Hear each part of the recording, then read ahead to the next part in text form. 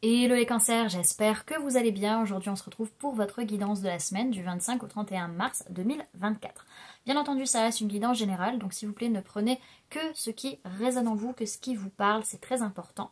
Comme toujours, vous pouvez aller voir votre signe solaire, ascendant, lunaire pour avoir le plus d'informations possible pour vous pour cette semaine.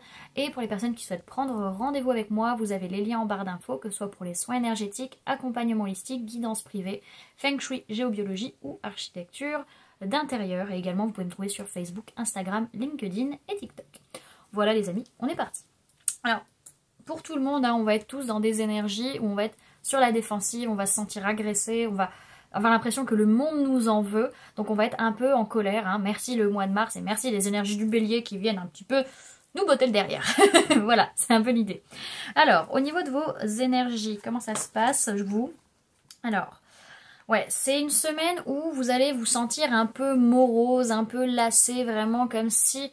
Ouais, là, c'est ça, comme si vous aviez le poids du monde sur vos épaules, vous avez plein de signes, plein de synchronicités, qu'il y a quelque chose de très beau que vous devez voir, qu'il y a quelque chose de super cool dans votre vie, mais c'est comme si vous sentiez cette semaine comme une punition, comme si on vous en voulait, vraiment, c'est cette notion de pourquoi on m'en veut, pourquoi la vie m'en veut, il y a un peu ça qui ressort. Alors en tout cas, c'est une semaine où on a pas mal entre guillemets, de pardon, de réactions liées à l'ego, liées à nos blessures, liées à nos passions, en fait, qu'on demande à clôturer sur cette semaine.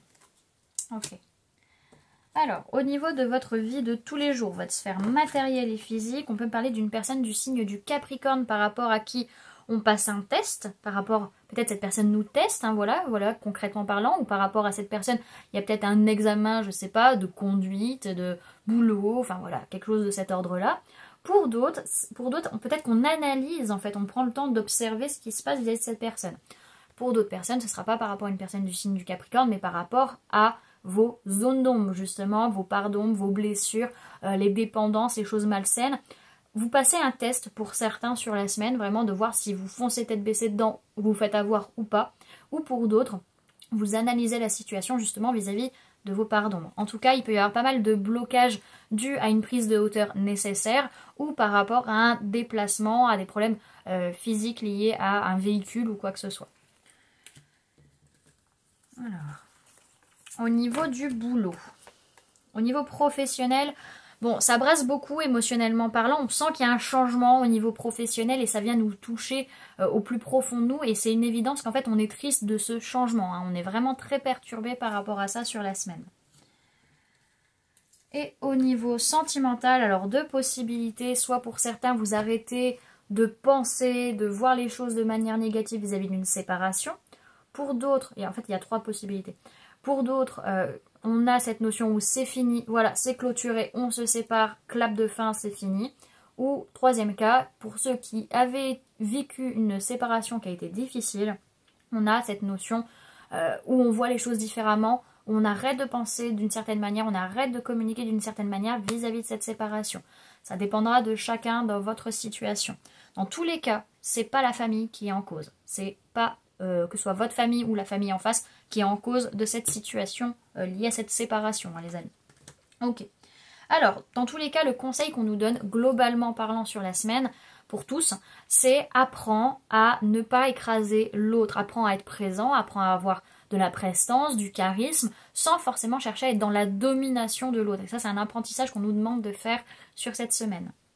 Alors, vous, le conseil que vous avez, les cancers, c'est l'innocence. Donc on va aller la voir de ce pas. On va aller la lire surtout.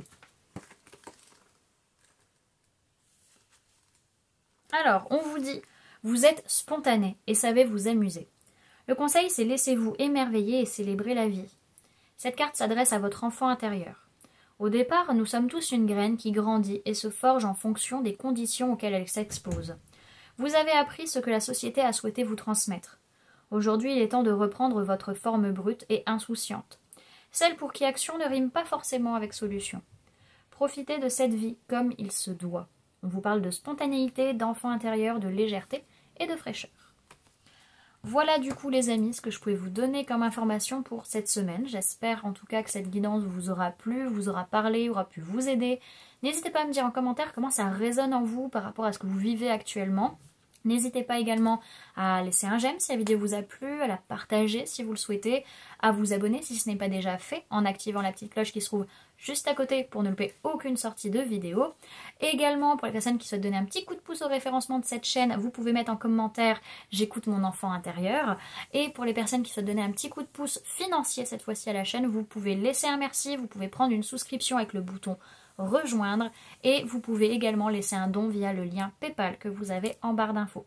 Bien entendu, c'est vous les amis qui choisissez comment vous soutenez la chaîne et comment vous soutenez mon travail. En tout cas, moi je vous remercie d'avoir pris ce temps avec moi, d'avoir cliqué sur cette vidéo et d'être arrivé jusqu'à ce moment-là de la vidéo. Donc voilà les amis, moi je vous fais plein de gros bisous, prenez bien soin de vous, à très bientôt. Bye!